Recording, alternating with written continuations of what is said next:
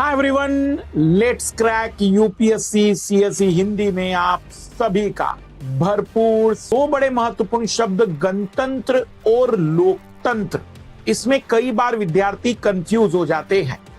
आज के इस एपिसोड में हम जानेंगे कि वास्तविक रूप में दोनों का मतलब क्या होता है।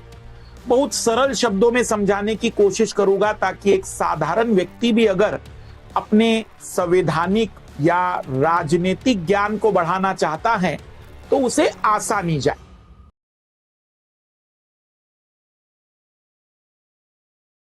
लोकतंत्र का मतलब होता है, जहां हम अंग्रेजी में कहे तो डेमोक्रेसी। डेमो का मतलब जनता और क्रेसी मतलब क्राटोस शब्द से बना है। क्राटोस का मतलब शक्ति होता है।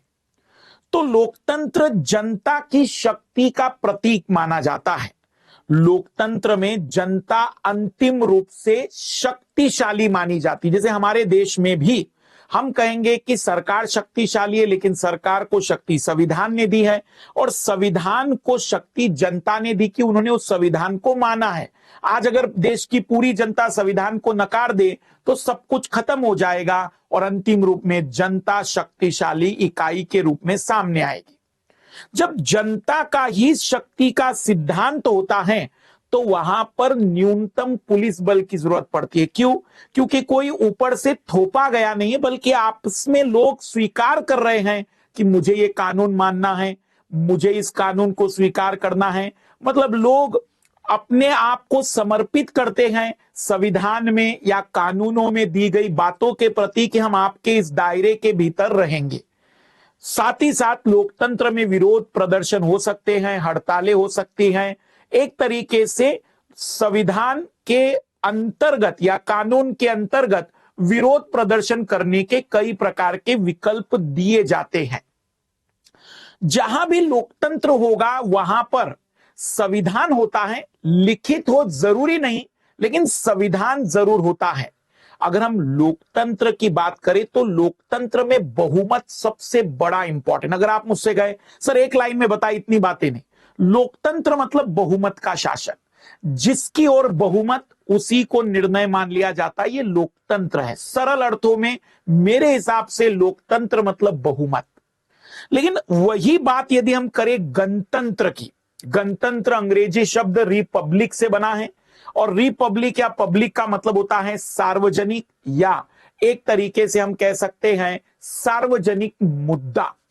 रिपब्लिक का मतलब बहुत ही बड़े अर्थ में ना लेकर संकीर्ण अर्थ में अगर मैं आपको बताऊं तो यदि किसी राष्ट्र में सार्वभौमिक वयस्क मताधिकार हो। वयस्क मताधिकार का मतलब अलग चीज है, सार्वभौमिक वयस्क मताधिकार का मतलब अलग है।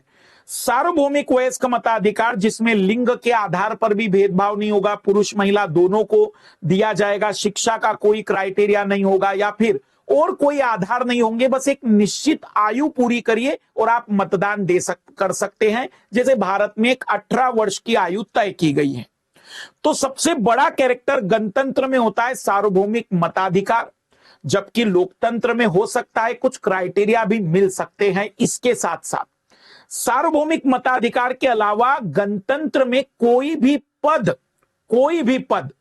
कोई भी संप्रदाय, जाति, धर्म का व्यक्ति प्राप्त कर सकता है।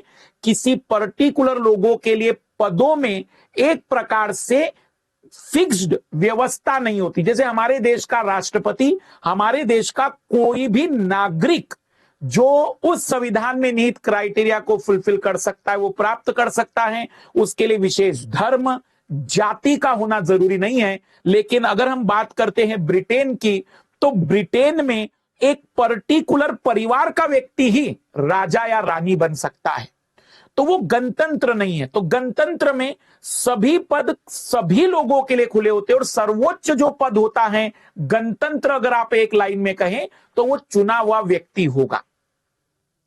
लेकिन गणतंत्र में बहुमत का महत्व नहीं होता है।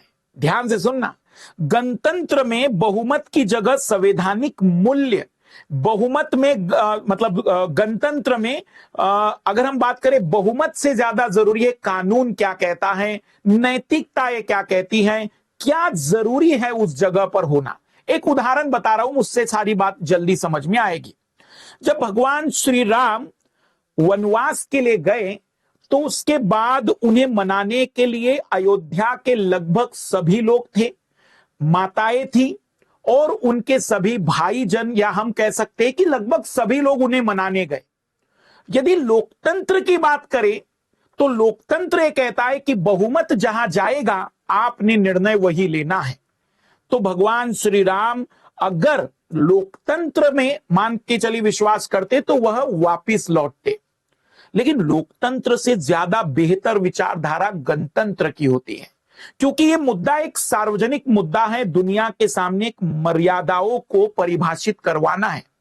तो भगवान श्री राम ने बहुमत का विचार न करते हुए जो वचन दिया था, जो बातचीत हुई थी, जो वादा हुआ था, उस संवैधानिक, उस नैतिक मूल्य का ज्यादा महत्व रखा। नैतिक मूल्य ज्यादा बेटर कहेंगे। तो गणतंत्र में जनरली कहा जाता है कि गणतांत्रिक देश लोकतांत्रिक होता ही है, लेकिन एक लोकतांत्रिक देश गणतांत्रिक हो जरूरी नहीं होता। बाकी लोकतंत्र और गणतंत्र में क्या मुख्य अंतर होते हैं आप मेरी स्क्रीन पर देख सकते हैं कि लोकतंत्र और गणतंत्र में मुख्य अंतर क्या रहेंगे। सरल अर्थों में मैं पुनः समझाना चाहूंगा, कुछ बच्चों के मस्तिष्क की सीमाओं का अगर उल्लंघन हो गया हो। गणतंत्र का मतलब रहेगा कि सही क्या है, कानून क्या कहता है, संविधान क्या कहता है, अल्पसंख्यक के हित पर भी ध्यान दिया जाएगा। बहुमत का उतना महत्व नहीं होगा, लेकिन लोकतंत्र में सबसे ज्यादा जरूरी होता है बहुमत का महत्व।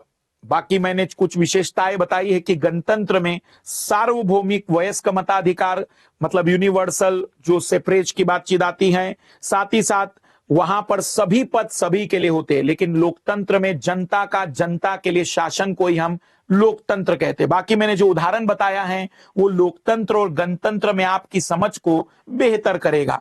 भारत लोकतांत्रिक गणतांत्रिक राष्ट्र है, दोनों विशेषताएं भारत में मिलती है। मुझे जरूर बताते चलिएगा कि इस एपिसोड में आप अगला क्या चाहते हैं, और उससे भी ज्यादा जरूरी ये भी बताते चलिएगा कि आप इसमें कोई नया इनपुट चाहते हैं, कोई नया सुधार चाहते हैं। ये एपिसोड अभी आपके सजेशन के माध्यम से हम और बेहतर करने की कोशिश करेंगे। इसी प्रकार के कठिन शब्दों को सरल अर्थों में समझाने का एक और बड़ा प्रयास करेंगे हम सीधी बात नो बकवास के अगले एपिसोड में। लोकतंत्र और गणतंत्र में आपकी क्या विचारधारा है, आप हमें कमेंट्स करके जरूर बताएं। सभी को बेस्ट ऑफ लक।